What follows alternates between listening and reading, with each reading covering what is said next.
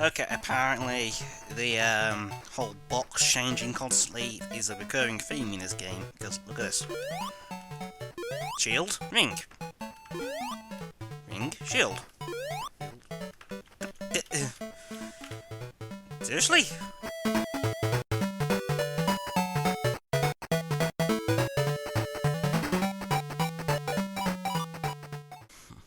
Let us continue with the Sonic 1 Master System playthrough, and going into the deep dark dank depths of the Labyrinth. We must rescue our baby brother from the clutches of the Goblin King, with a bunch of unlikely help from a troll, a dog on another dog, and sorry, wrong franchise. I'm gonna stop acting like a muppet and just carry on through this dark, dank, waterlogged, trap-filled dungeon of joy. Wait, no, sorry. The main issues with the Labyrinth Zone are quite simply the water physics, which slowed Sonic down to a crawl, making things very difficult to actually time. For example, it's actually pretty hard to get past those spears right there because of the timing required. And also little nasty gits like this thing, the Orbanaut. There is no way of bypassing this guy unless he's thrown away all 4 of his urchins. Once he's done that, you gotta back off, let his urchins despawn, and only then can you go back up and bash him on the noggin. As you may notice, Sonic can't actually breathe underwater. He requires air bubbles, which for some reason don't poison him. The time limit's fairly tight, and the air bubbles can be fairly dickish at times because their spawning rate is based off a random number generator rather than something reasonable.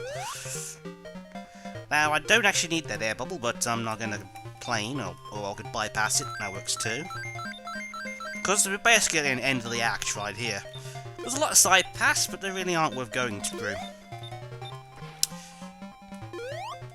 All they do is slow you down, and the rewards for them really aren't worth it. However, this reward is quite easy and simple to get. You can running jump up this platform, hit the switch, and through the power of the babe, nothing's happened.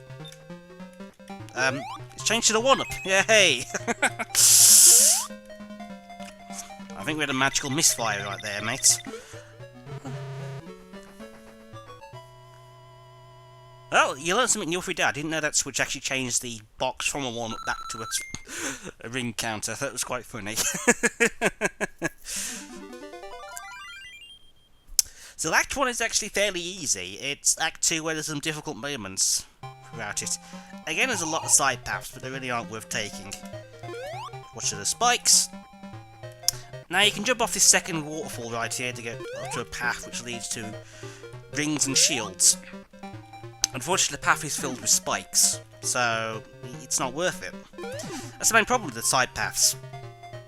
They're more dangerous than the main path, and the rewards just aren't worth it.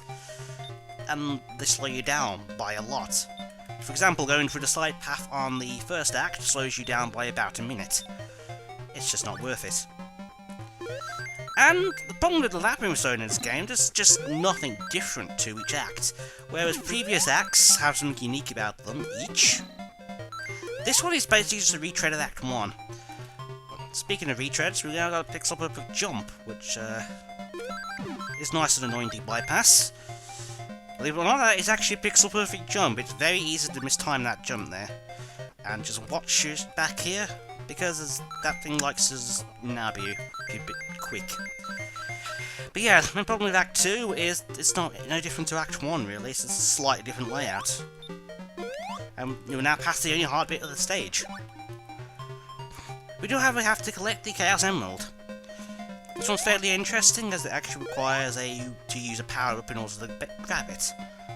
Wait this spike ball out. Sonic is so slow underwater, it's unbelievable. Yes, and here's the power-up in question, a invulnerability box. Why, you ask? Because, for some strange reason, the Chaos Emerald decided to live in a bunch of spikes. Yeah. And the only way to actually grab it is to grab the invulnerability box and run for it. You have very little room for error in this, as you will notice. The Chaos Emerald theme doesn't even get a chance to finish before the Invuln box runs out. Yeah, that's a fairly nasty one to get. Oh, hey, a 1-up. Okay, I'll accept that, it's fine. I'm not sure why it gave us a 1-up, but never mind. But we're not quite done yet, as we've now got to take on Robotnik himself. Now, in all fairness, his boss is actually fairly easy. In fact, even though we're underwater right now, you don't have to worry about air. For some reason, Sonic can now suddenly breathe underwater. Nah, your guess is as good as mine. Anywho, I'm going to actually make this boss a lot harder than it actually is, because I need to make a retracted statement.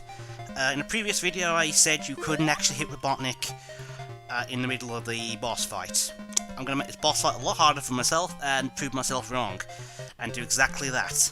Starting with this first hit. You can actually make it back to the platform, you just got to land pretty much pixel perfect on his noggin. You basically got to hit his gun and nowhere else. And here's the only tricky bit. It's timing this jump here, and the trip back, and jumping over that.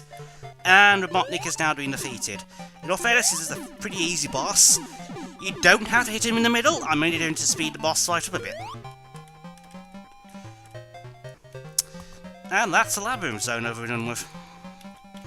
And let us drown a bunch of critters. Well, the seals and penguins, I suppose that makes sense. Onwards to Scrap Brain!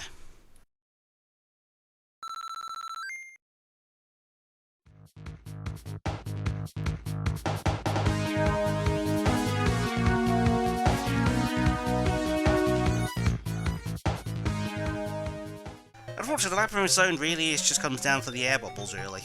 And if you die to these, it's essentially just pure bad luck, which appears to be the case right now. Come on, game!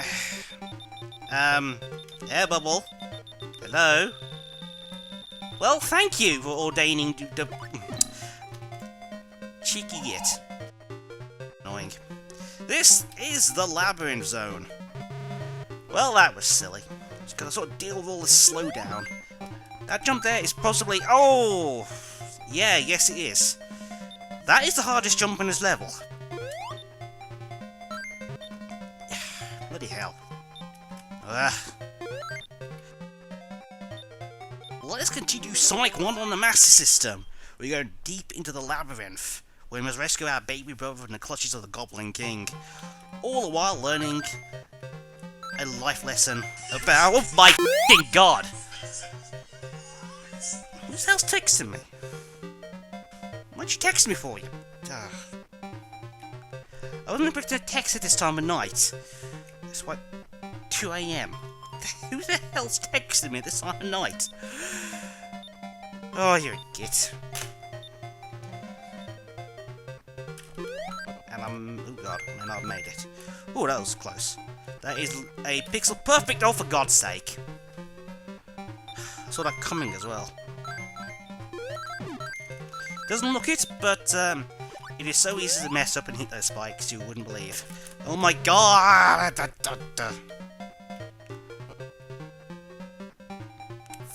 You! Again, don't try this at home, folks. Well, you've got to pretty much land pixel perfect on his side, and jump in time to dodge those. Bugger! And I'm going to hit Robotnik here as well. And if I've done that perfectly... What the hell? That slowed down to hit me! All the traps, water, and... Oh my, this is going to be fun. You've got an air count in this stage, meaning you can run out of air and drown. Or you can miss timely jump. That works too. Okay, let's name the 3 difficult points of this level. Act 1, jump in Act 2, water physics, and air bubbles. It gets an extra point just to use the water physics, it takes a while to get used to them, but honestly, the level isn't actually that bad. Sure, the fireball traps are a bit on the annoying side if you manage to slip off the edges of any beaten platforms, but other than that, yeah.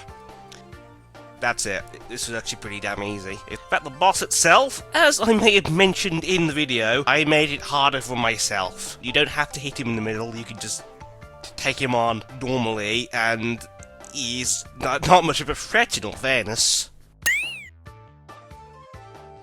I wasn't actually expecting the zone to be this easy. It was a bit of a surprise. Oh well. Coming up next is Scrap Brain, which hopefully should actually provide a bit of a challenge, maybe? We'll see.